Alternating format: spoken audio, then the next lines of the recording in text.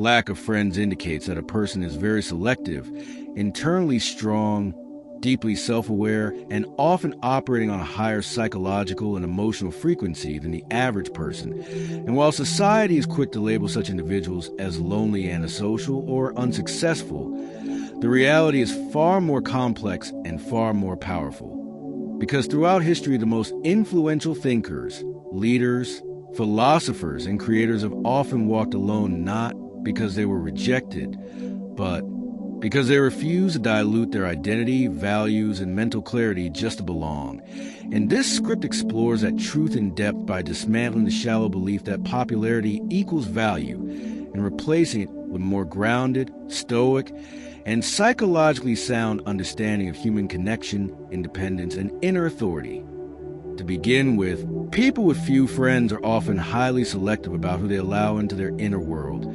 They understand, sometimes through painful experience, that access to their time, energy, and emotional space is expensive. And unlike those who seek constant validation through crowds, they do not confuse attention with connection. They are not impressed by surface-level charm, shared addictions, gossip, or forced laughter. Instead, they look for depth, integrity, consistency, and alignment. Qualities are rare, and rarity naturally limits numbers. Such individuals tend to possess strong internal standards, and standards are uncomfortable for most people because standards expose insecurity, laziness, and dishonesty, which is why many people prefer relationships that are easy rather than honest, loud rather than meaningful, and frequent rather than real. But the person with few friends is willing to wait, to be alone, to be misunderstood rather than compromise their core just to avoid silence. Psychologically, solitude often sharpens self-awareness. When you're not constantly surrounded by opinions, expectations, and emotional noise, you're forced to confront yourself, your fears, your contradictions, your ambitions, and your flaws. And this confrontation, while uncomfortable, produces emotional maturity, clarity, and self-regulation, traits that make shallow relationships intolerable over time. Because once you know yourself deeply, small talk feels empty, performative bonding feels exhausting, and relationships without growth feel suffocating. Many people with few friends are also highly independent. Thinkers, they question narratives instead of absorbing them. They form opinions based on observation rather than group consensus, and this naturally separates them from herd mentality. Because groups often demand agreement, loyalty to illusion, and silence in the face of nonsense, while independent thinkers value truth over belonging, and truth is lonely in a world addicted to comfort. From a Stoic perspective, the wise person is content with little but aligned with much.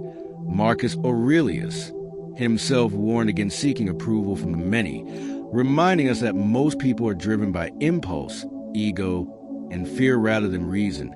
And Seneca openly stated that associating with too many people weakens character because we unconsciously absorb their vices, anxieties, and priorities, which means that the person with few friends may unconsciously be protecting their inner peace, mental focus, and ethical compass. Another often misunderstood aspect is that people with few friends frequently have a high tolerance for solitude. They are not dependent on constant stimulation, conversation, or emotional reassurance. They can sit with their thoughts without panic, boredom, or self-loathing. And this ability is rare in an age of dopamine addiction, endless scrolling, and external distraction. And because they do not fear being alone, they are not driven by desperation to fill their lives with people who do not truly fit, which again reduces numbers but increases quality. Emotionally, such individuals are often highly perceptive. They read subtext, inconsistency, and manipulation quickly. They notice when words and actions do not align, and this sensitivity, while a strength, also acts as a filter. Because once you see through masks, it becomes impossible to pretend you do not. And pretending is the currency of most casual social interactions. It is also important to understand that a lack of friends does not always mean a lack of social skill. Many people who appear socially isolated are actually very capable communicators, but choose not to engage frequently because they find most interactions transactional, draining, or superficial. They do not want to be liked by everyone. They want to be respected by themselves, and this internal loyalty often outweighs external approval. There's also a strong correlation between intelligence, both cognitive and emotional, and smaller social circles, because intelligent individuals tend to process experiences deeply, feel emotions intensely, and question meaning constantly, which can make ordinary socializing feel repetitive or hollow. They are not entertained by gossip, not energized by drama, and not fulfilled by constant social performance. So they withdraw not out of arrogance, but out of self-preservation. Culturally, we live in a world that rewards extroversion, visibility, and constant networking. But this does not mean that quieter, more reserved individuals are failing. It means the metrics are flawed, because influence is not the same as noise, and impact is not the same as popularity. And many people with few friends are silently building competence, discipline, skills, and inner stability, while others are busy maintaining appearances. Another key point is that people with few friends often carry a strong sense of responsibility and seriousness. They do not trivialize life.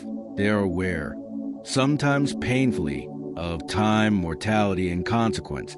And this seriousness can clash with the escapism-driven culture of endless jokes, distractions, and avoidance, making them appear distant when in reality they are simply focused. Trauma also plays a role for some. Not all isolation is chosen. Some individuals have learned through betrayal, abandonment, or misuse that trust must be earned slowly, and rather than closing their hearts completely, they narrow the gate, choosing depth over breadth, safety over exposure, and meaning over momentum. And this too is a form of wisdom when processed consciously. Importantly, a lack of friends does not mean a lack of love or connection. Many such individuals form extremely deep bonds with one or two people, bonds that are loyal, enduring, and transformative, relationships where silence is comfortable, honesty is non-negotiable, and growth is mutual, and in many cases, one such bond outweighs 100 shallow ones. Society often mistakes visibility for health, but psychological research repeatedly shows that quality of relationships predicts well-being far more than quantity, and people with fewer but more authentic connections often report higher self-esteem, clearer boundaries, and lower stress because they are not constantly managing social expectations or emotional drama. There's also a spiritual dimension to this. Many individuals who walk a more introspective or philosophical path naturally detach from crowds because their questions about purpose, suffering, ethics, and selfhood do not fit easily into casual conversation, and rather than goes deeper into what a lack of friends reveals about a person's inner structure, long-term trajectory, and hidden advantages. Because once you move past surface psychology and social conditioning, you begin to see that solitude is often not a weakness but a training ground. And many people with few friends are unconsciously undergoing a process of psychological refinement that most never experience. One of the most important traits these individuals develop is self-validation, meaning they do not need constant external agreement to feel stable or worthy. Their sense of identity is internally generated rather than socially outsourced. And this is critical because most people are emotionally dependent on feedback loops, like laughter, approval, reassurance. And without these inputs, they feel anxious, invisible, or unimportant. But the person with few friends learns, sometimes painfully, how to stand emotionally upright without an audience, which builds an unshakable core that later manifests as confidence, calm authority, and emotional independence. This also explains why such individuals are often misunderstood as cold or distant, because they do not perform emotional availability for social comfort. They do not overshare to bond. They do not exaggerate personality to be accepted. And they do not chase connection for relief from boredom or insecurity. Instead, they operate from a place of grounded restraint, which can feel threatening in a culture that equates openness with oversharing and warmth with constant engagement. Another crucial factor is that people with few friends are often future-oriented. They are investing time and energy into long-term goals, mastery, stability, self-improvement, purpose. rather than short-term social pleasure. And while others are busy maintaining friendships that revolve around routine distractions, these individuals are quietly building competence, clarity, and leverage, which often results in a delayed but much stronger payoff in life, because discipline compounds while social validation fades. There's also a strong connection between having few friends and high personal boundaries. Such people are not easily influenced, guilt-tripped, or emotionally manipulated. They are comfortable saying no, comfortable disappointing others, and comfortable walking away from dynamics that drain or disrespect them. And this boundary strength naturally reduces social numbers, because many relationships survive only through tolerance of dysfunction. People stay connected not because it is healthy, but because it is familiar, and the person with few friends refuses familiarity at the cost of self-respect. Emotionally, these individuals tend to experience depth over frequency, meaning when they do connect, they connect fully. They listen deeply, speak thoughtfully, and engage with presence rather than performance. But because this level of engagement requires energy and sincerity, it cannot be sustained with many people at once, which again results in a smaller but more meaningful circle.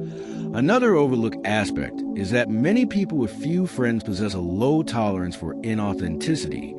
They can sense when interactions are driven by ego, status, competition, or hidden agendas. And once this awareness develops, it becomes impossible to unsee, making casual socializing feel like emotional labor rather than enjoyment.